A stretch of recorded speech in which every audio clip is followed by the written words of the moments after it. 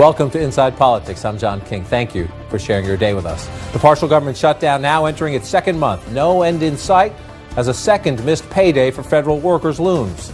On this Martin Luther King national holiday, it takes a grant from the Delta Airlines Foundation to open the King Historical Park in Atlanta. Plus, Kamala Harris makes it official. California's junior senator joins the 2020 race, adding an African-American woman to the growing Democratic field. And there are more to come. The former Vice President Joe Biden, the former New York City Mayor Michael Bloomberg, also testing the waters, and they share a stage at an MLK event here in Washington. I haven't had a chance yet to talk to the Vice President length today, but I did want to get some pointers from him of how it's like to live in Washington, D.C. I actually thought that was funnier than you did. Back to politics in a minute. A fairly quiet holiday for President Trump so far, but a very busy day, as you see there, for the Democrats hoping to evict him from the White House. Some images here of the president and the vice president just a short time ago paying a brief visit to the MLK Memorial here in Washington. Good morning, everybody. It's a great day. It's a beautiful day. And thank you for being here. Appreciate it. The activity among Democrats included a new and important entry into the 2020 White House race. Democratic Senator Kamala Harris making her announcement first in a campaign video and on Good Morning America. I am running for president of the United States. Well, and I'm very excited about it. I'm very excited about it.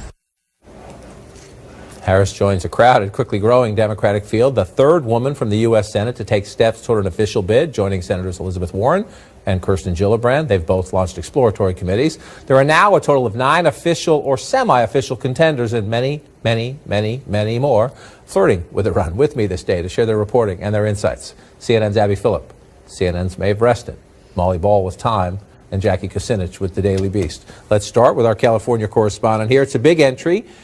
She's obviously wanted this. She's ready to step in and do it. An African-American woman. What makes her different from the rest? Well, I think that her team really feels that her experience as a prosecutor, as someone who really drilled these Trump nominees, from Brett Kavanaugh to John Kelly, is someone that would come at the race with a different background, also being of mixed race heritage. She really feels that she can better represent the Democratic Party and the country in the White House. And she's obviously hoping here not just to draw African Americans to her campaign, but also Latinos, because she has worked very hard on the immigration issue, particularly on DACA. And we've got all these states early in the calendar, like Nevada, for example, her neighboring state, and California, which is actually going to be mailing out ballots on the same day that Iowans caucus. So there's a lot of opportunity here. Proof if you're from a big state, especially the biggest state, it's good to have friends back home. Those were changes made with the Harris candidacy in mind, California moving up. You mentioned the prosecutor role. It is a plus.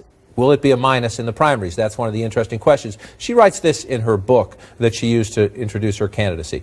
You can want the police to stop crime in your neighborhood, also want them to stop using excessive force. You can want them to hunt down a killer on your streets and also want them to stop using racial profiling. You can believe in the need for consequence and accountability, especially for serious criminals, but also oppose unjust incarceration. I believed it was essential to weave all these varied stands together at a time when President Trump just signed criminal justice reform. The Black Lives Matter movement is right behind us in the 2018 campaign and will be with us through 2020. Can she strike that balance, I guess is the question. She's been answering these questions, though, ever since she decided to become a prosecutor, and really faced some heat within her family where family members and family friends were saying, how can you possibly be part of a system that disproportionately incarcerates Black and brown men? And she tried early in her career to really start working on reforms from the inside, and that's the way that she answers the question. But as we've seen over the past week, with one interruption at her San Francisco event where a woman shouted, "What about Black people, Kamala?" And then also a very pointed op-ed piece in the New York Times. This criminal justice record for her is going to be a real double-edged sword. Can a Democrat run against her? Democrat running against her say she's too tough on crime or too insensitive on crime? What's the way? I think the kind of criticisms you would hear were sort of some of the criticisms that came out around Hillary and Bill Clinton and the crime bill in her 2016 run, where you see, and Kamala Harris's record is much more recent, but many in the criminal justice and social justice communities do see some black marks on her record, punitive actions or policies that she pursued while in that office. But it is an interesting balance because you obviously do have Democrats wanting a certain type of law and order. They want accountability for Trump and his administration, and that's what's so satisfying to them about those committee hearings where she grills people, where she's relentless, where she takes people down. That's the type of prosecutor that Democrats may be looking for. The question is, on these policy questions, does she have a better answer for those? Because it is somewhat glossed over in the book where she just makes it sound like those things can just sort of effortlessly get along. And we don't know where she's going to end up on the wide spectrum of Democrats that are either have thrown their hats into this ring or contemplating. Is she going to be, she's a little left of center from someone like a Kirsten Gillibrand, who at the beginning of her career really was sort of a moderate voice. Now a little bit less so, but she's not all the way left like someone like an Elizabeth Warren, who has spent her career going after Wall Street. We'll have to see where that settles out as she ramps up this rollout. It's a great point, and we have no idea. We have no idea how many. We have no idea what Democratic voters want. What do they want? And that's how you pick who you want, by deciding what you want. One thing clear, though, out of the box, listen to Senator Harris here. She believes it is critical to portray strength. I love my country. I love my country. And this is a moment in time that I feel a sense of responsibility to stand up and fight for the best of who we are. And that fight will always include, as one of the highest priorities, our national security. We must understand the power that we have, the strength that we have. That is about military power. It is about diplomatic power. My entire career has been focused on keeping people safe. It is probably one of the things that motivates me more than anything else. One of the things I always watch early on, having been through a few of these, is how do they grow? What do they like to talk about? What's the reflex? Strength, power. It's presidential. Is it the right primary message? It may not be the right primary message, but I think it's responsive to something that you're already starting to hear from Republicans on the right, is trying to, whoever the Democratic nominee is, the Republican argument, the Trump argument, is going to be law and order, that they want to abolish ICE, they want to create chaos, they want to create a sense of lawlessness in the country, and that Trump wants the opposite of that. So she's already being responsive to that message. Whether or not the Democratic primary will care as much about that compared to other things, or whether they will see that for what it is, which is perhaps some smart positioning on her part, anticipating a general election in which that, I could almost bet you money right now, it is going to be the central message. This is what Trump wants to run on. He started in the 2016 midterm elections talking about the party of chaos, framing Democrats in that way. And Kamala Harris is basically making the argument that, unlike a lot of these other people, I actually have a law and order record, and I can run against Trump in that way. Exactly. It's all about how they take on Trump, which I think is the most fascinating thing that we're watching right here in these first two opening weeks. Do they engage him? Do they take the bait? Do they fall into the trap that Elizabeth Warren did with the DNA test? And so far, what Kamala Harris has tried to do is speak about him as the president, talk about the nobility of the office, but still go really hard on policy differences with him. And in that way, try to show her toughness and that she'd be able to stand up against him. Another X factor is how the president is going to deal with her. He's one of the few candidates. I was going through his Twitter feed earlier today. I didn't see any references to her. He didn't. I don't think he's taken her on Twitter yet, which is just, it's obviously a subset of how the president goes after people. But it's the biggest subset, and we haven't seen how he's going to take her on. And if she emerges as a strong force in this race, he's absolutely going to. And so your first day in, you want people to get to know you, you want people to like you, you want people to get interested, so they keep paying attention to you. So we'll watch as Senator Harris, she's been on the book tour, now she's in. You mentioned Elizabeth Warren had some, at least people think, perceived misstep with the DNA test, engaging too much perhaps with President Trump. Listen to her today. She understands more candidates are getting in, so you need your niche. You need your niche. She's trying to say, especially on this MLK day, I'm with the little guy. His last political act was to support sanitation workers as they fought for economic security and dignity on the job. In this battle, Dr. King stressed that the struggle for equality and justice is not limited to civil rights. It also includes economic rights. There is so much to be done in the fight for full equality. populism works. Here's a question. Once Barack Obama became credible, the African-American vote went his way. If you're Kamala Harris, or if you're someone trying to stop Kamala Harris, and you're trying to make this appeal, what's the path?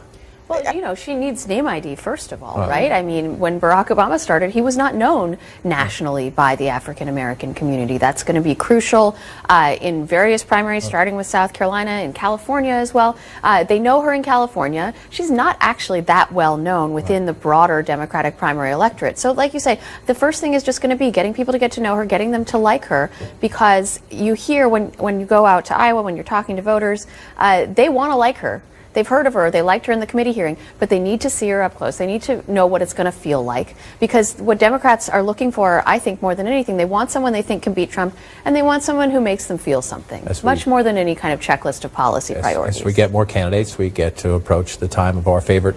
It's cliche, but it's also true in politics. You meet an Iowan and say, I like that candidate, but I've only met her 3 or 4 times. We've got to keep going back. Gotta keep going back on this one. We'll continue the conversation. This programming note, too, 2020 is underway. Jake Tapper will moderate a town hall with Senator Kamala Harris in Des Moines. That's next Monday, 10 p.m. Eastern, right here on CNN. Stay with us for that event and more as we kick into the 2020 campaign. Up next, what about all those other 2020 Democrats?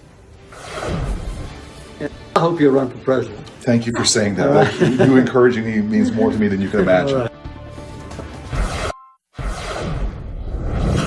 Welcome back. More on the growing 2020 Democratic field now. And on this Martin Luther King holiday, a chance for those in or leaning in to say hello, to make a point or two. The former Vice President Joe Biden, former New York City Mayor Michael Bloomberg, Senators Bernie Sanders and Cory Booker, to name a few. I've been fighting gun violence and the NRA for many years, spending hundreds of millions of dollars of my own money and traveling around this country rallying voters of gun safety candidates and causes. Folks, what the hell are we arguing about a $15 minimum wage for? Why is it even a question? To make sure that all people have decent wages. You remember where he died? He died in Memphis, standing with exploited sanitation workers.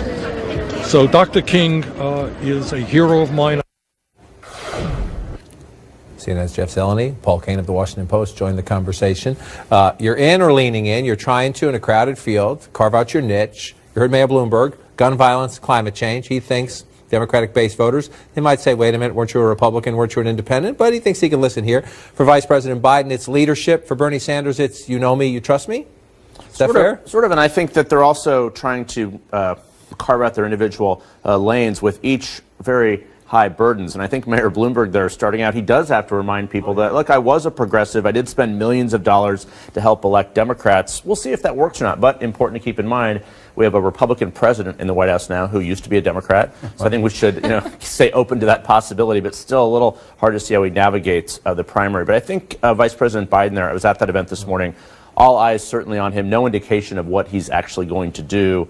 And his record, of course, would come under scrutiny. But Bernie Sanders, keep an eye on him. He's in South Carolina. Boy, if he's going to try and make a second act, he needs to do better in the South than he did 4 years ago. He sure does. But to your point about Mayor Bloomberg, Donald Trump is president of the United States. Nobody thought he was an ideological fit for the Republicans when he ran, so don't count it out. I count nothing out in the age of Trump. Exactly. Back to the former vice president. Everybody knows him. He ran twice for president and failed, but he was vice president for 8 years. Part of his message today was, remember, the most popular Democrat on the planet is my friend. I saw firsthand the courage of Barack, the president. He's my buddy. No, he really is my buddy.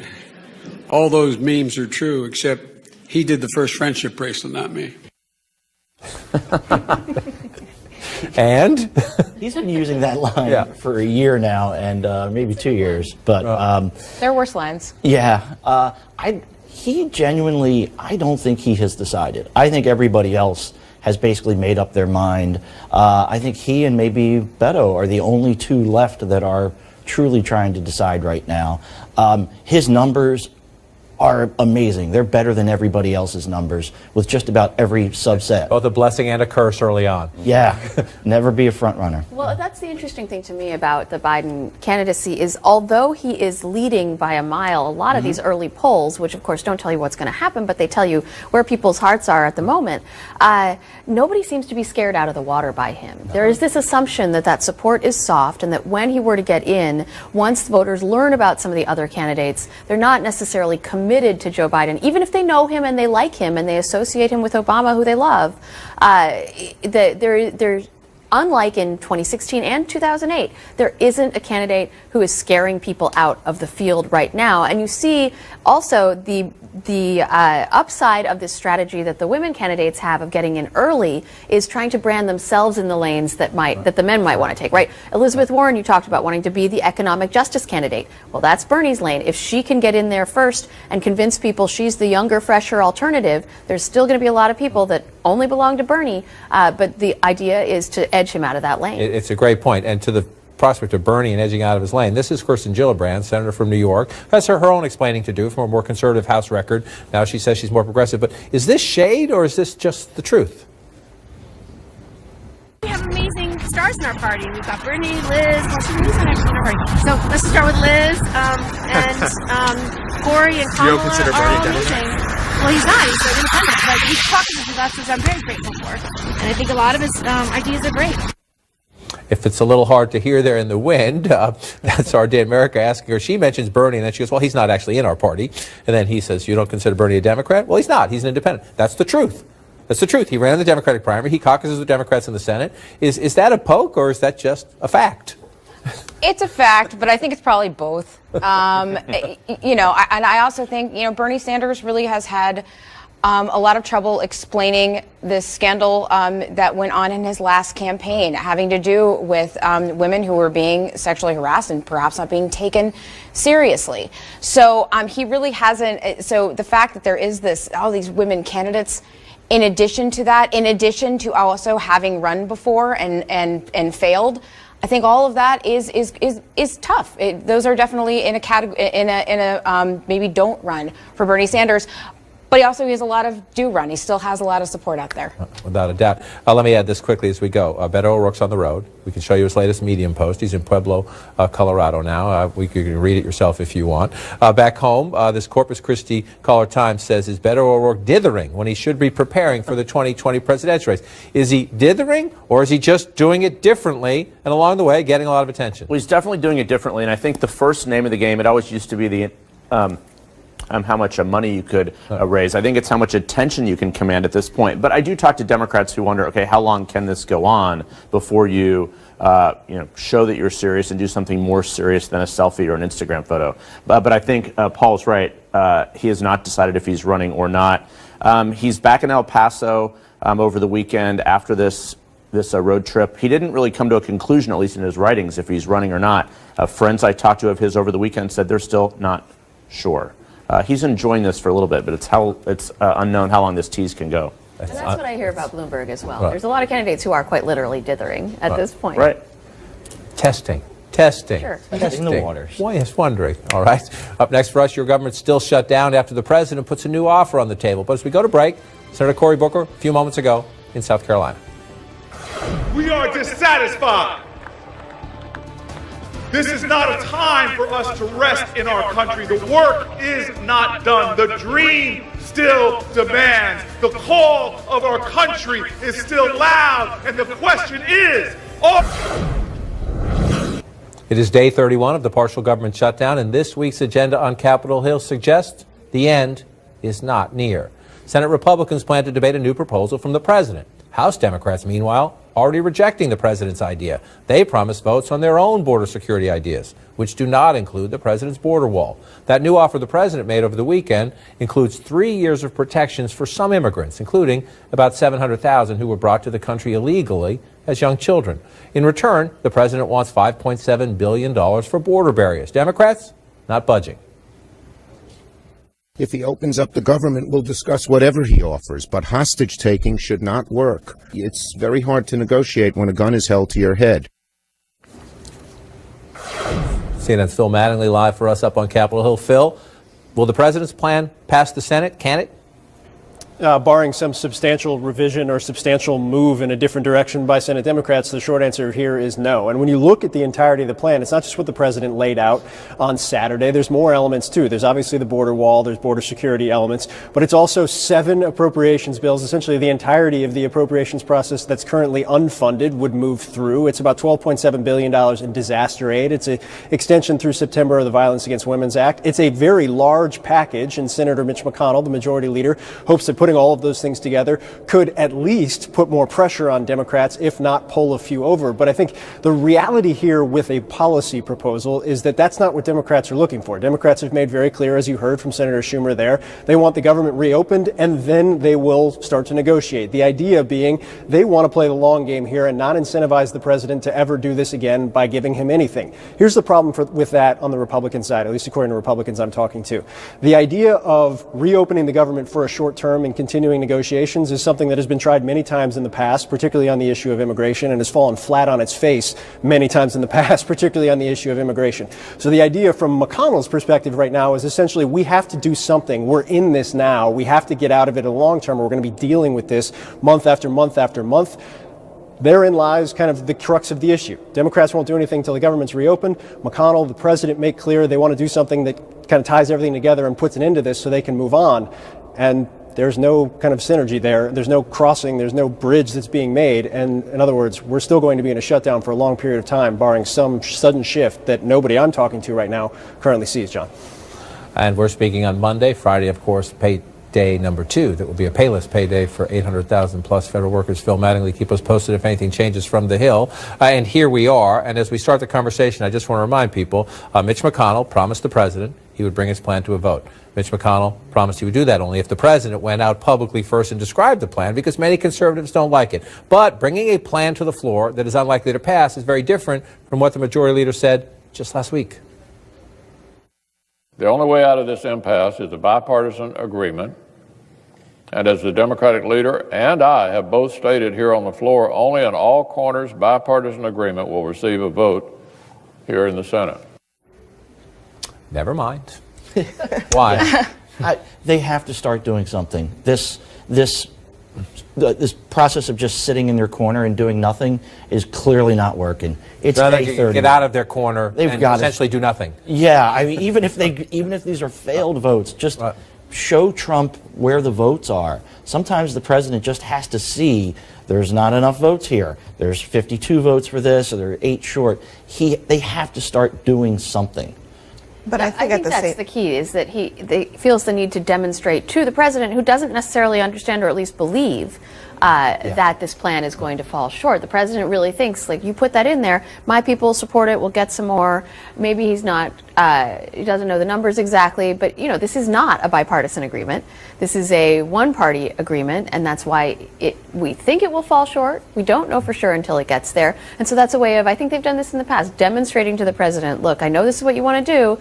You're going to have to go back to the drawing board when you see that it can't. Is there a risk in the demonstration in that, look, if you gave him truth serum, most Republicans would like a solution to the Dreamer problem. Most Republicans would like a solution to the temporary status problem. Most Republicans would support a guest worker program. And yes, they also want border security. And many of them want a wall. Not enough of them for the president, but many of them want a wall. But Mitch McConnell is going to bring to a floor a bill that a slice of the conservative base calls amnesty. He's going to ask Republicans to vote yes for what a slice of the Republican base considers amnesty. That bill has no chance of making it to the president's desk. So normally Mitch McConnell would not make his members, including himself, he's on the ballot in 2020, cast that vote. Roger Wicker, the Republican senator from Mississippi, says this in the Washington Post: having gone this far, I'm sticking with the president on this and willing to let his strategy play out.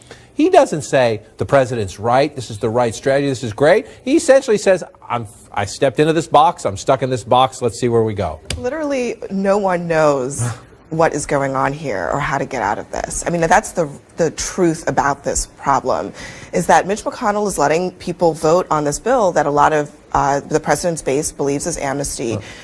Partly because there's no other option available to them. I mean, I think barring the president simply dropping his demands altogether, it does not seem that they are getting any closer to an agreement. I mean, talking to administration aides over the last several days, they understand that this is going nowhere. They're just it's like throwing things at a wall and seeing what sticks. They know that the likelihood that it's going to stick is not really there. And in some ways, it almost seems as if like this 3 years for DACA TPS things is literally the bare minimum that they would need to offer Democrats. But so then let's flip it. Get to some kind of deal. Then let's flip it. It's the bare minimum. It's not enough for Democrats. Anyone at the White House who can count knew that coming in. Yeah.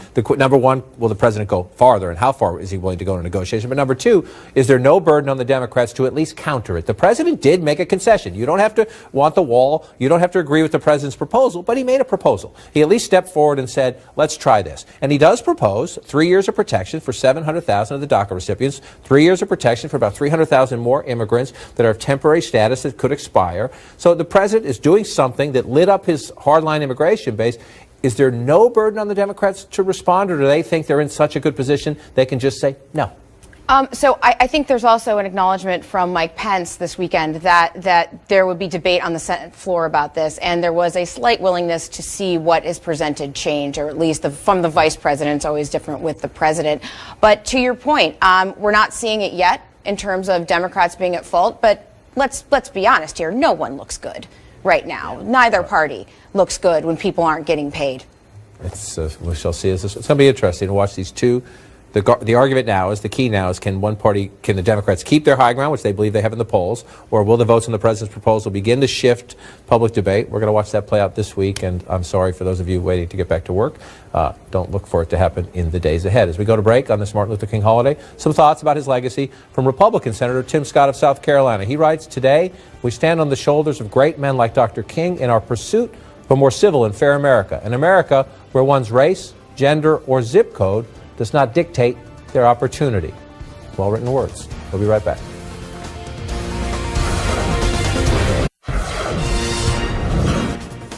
On our political radar today in Georgia, the former Democratic nominee for governor, Stacey Abrams, back in the spotlight. She's kicking off a thank you tour to thank her voters today after narrowly losing her historic bid for governor. Now in office, the Republican Brian Kemp. Abrams' reappearance comes amid speculation over her next move, whether it's a rematch with Kemp or maybe running for Senate in 2020. Abrams telling the Washington Post she's, quote, interested in everything. The British Prime Minister Theresa May searching for a way to break the Brexit deadlock. The UK set to leave the EU at the end of March, but Parliament has yet to agree on the terms of that departure. May's deal, her plan, was shot down by a historic margin just last week.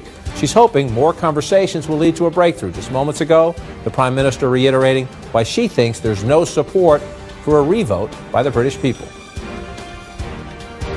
I fear a second referendum would set a difficult precedent that could have significant implications for how we handle referendums in this country. I also believe that there has not yet been enough recognition of the way that a second referendum could damage social cohesion by undermining faith in our democracy. And this just in, you'll want to listen to a new unvarnished campaign trail moment from Bernie Sanders. Just moments ago in South Carolina, the independent senator at an NAACP event honoring Martin Luther King Jr. said this. Today we talk about justice, and today we talk about racism.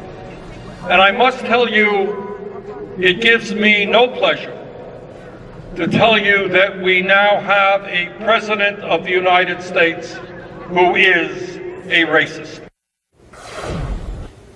Some Democrats skirt it and say, I don't like what he has said. He certainly has said things that are racially tinged or racially baited. Bernie Sanders, very clearly, he's a racist. I think Democrats have pretty much decided that this is where they want to be on that question. The idea of skirting around how to talk about the things that Trump does that they believe are racist is in the past for Democrats. And I think that's what you're seeing now. In some ways, in 2016, they were still figuring it out. They were not sure what to say about Trump or how to characterize it. I remember the Clinton campaign really laboring over this question for a long time, trying to decide how they were going to talk about things that they wanted to say were racist, but were worried about alienating the middle part of the country. Now I think that that argument is over. The question is what happens further down the road. I think you hear from a lot of Republicans, and there's some disagreement about this. Republicans think that if you label a lot of Trump supporters racist, it's going to be a problem for you in the midterms. I think the fact that Democrats have crossed that bridge tells you that they are less worried about that now than they were in 2016, and they're going a slightly different path to the presidential nomination than perhaps just going straight down the middle and trying to kind of keep both sides happy on this. We are early in 2020, but the rhetoric raw from the get-go. In the long year and plus ahead. Up next for us, Rudy Giuliani creates more head-scratching, yes, head-scratching, on the Sunday shows. After the president's lead lawyer again creating more questions with his answers. Rudy Giuliani appearing on a pair of Sunday talk shows yesterday for what should have been T-ball, a ready-made public relations win following a Friday night gift from the Russia special counsel. Robert Mueller's office took the rare step of issuing a statement debunking a BuzzFeed report that said the special counsel had witnesses and documents showing the president instructed Michael Cohen to lie to Congress. Instead of just trashing BuzzFeed and thanking Mueller, Giuliani created a slurry saying it's possible the president did talk with Cohen before he testified to Congress. As far as I know, President Trump did not have discussions with him, certainly had no discussions with him in which he told him or counseled him to lie. If he had any discussions with him, they'd be about the version of the events that Michael Cohen gave then, which they all believe was true. But you just acknowledged that it's possible that President Trump talked to Michael Cohen about his testimony. Which would be perfectly normal, which the president believed was true. So it's possible that that happened? That President Trump talked to Michael Cohen about his testimony? I don't know if it happened or didn't happen. And it might be attorney-client privileged if it happened, where I can't acknowledge it. Just remind me never to hire that man as my attorney. What does he do? We laugh about this sometimes. He has gone out and told people in advance, whether it's wise or unwise as a political and legal strategy, oh yeah, the president did authorize that money for the hush money payment to Stormy Daniels. Oh yeah, the president did talk about the Trump Tower project with Michael Cohen well past January 2016 into the election campaign. So he goes out there on purpose. What was that? This should have been an easy weekend media, public relations victory for Team Trump in the context of this story. But Saturday night, the SNL Weekend Update guys were making fun of BuzzFeed. They were making fun and poking fun at that story. This was a time where they really, like you said, they just had a T-ball set up. They should have knocked it out of the park. But instead, he has now taken what was an issue of did he suborn perjury or not, and turned it into the Republican presidential nominee was trying to negotiate with Russia up until Election Day. That's an amazing storyline. Let's listen to more of that. Let's listen to more of that because, again, Donald Trump's a candidate for president. He says, I'm a candidate for president now. My business, the business people, my kids, I'm running the business. I'm not involved in this anymore. Listen. The conversations lasted throughout parts of 2016. The president is not sure exactly when they ended. It's our understanding that they went on throughout 2016. There weren't a lot of them, but there were conversations. Can't be sure of the exact dates, but the president can remember having conversations. Our answers cover until the election. So anytime during that period, they could have talked about it. But the president's recollection of it is that the thing had petered out quite a bit.